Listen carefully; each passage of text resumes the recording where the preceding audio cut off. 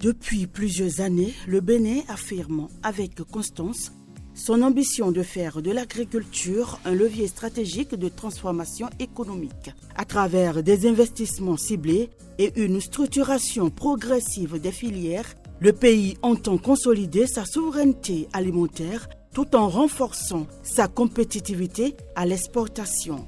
Une dynamique portée par 5 filières prioritaires: le riz, le soja, l'ananas, le coton et la cajou. Par rapport à la culture du soja, avant 2016, j'étais à moins de 1 tonne à l'hectare.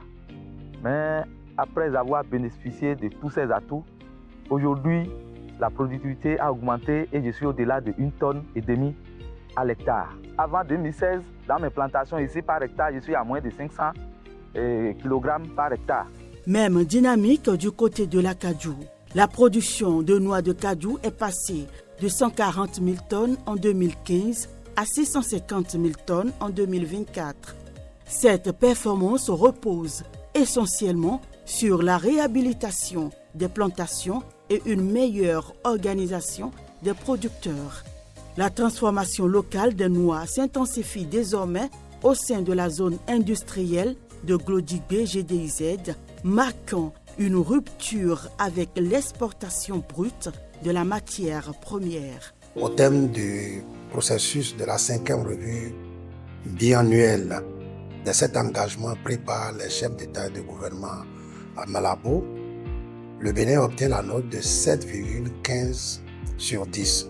Il a fait un progrès de 66% sur la décennie de 2015 à 2024. Le Bénin est donc classé premier dans l'espace CEDEAO, et 5e de nations africaines qui affiche une agriculture performante.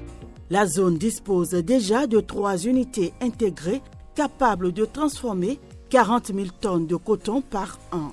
L'objectif affiché est ambitieux: installer plus de 30 unités supplémentaires afin d'assurer la transformation complète du coton produit localement.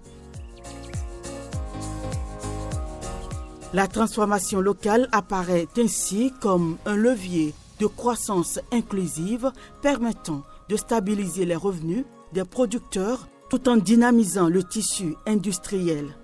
Les intrants sont subventionnés à nous réduisant le coût à 100 francs par flacon ou bien par litre des insecticides. Je faisais le coton avant, je trouvais au moins 1,5 tonne à l'hectare ou 1 tonne 200 comme ça. Mais actuellement, je suis sûr que je peux avoir plus de 2 tonnes ici. Si la production marche, l'apport de l'argent, là, ce serait rapide. Et si vous avez de l'argent, vous êtes obligé d'investir et de réaliser beaucoup de choses. L'amélioration du suivi technique, l'accès facilité aux intrants subventionnés et la structuration des circuits de commercialisation participent à renforcer leur compétitivité.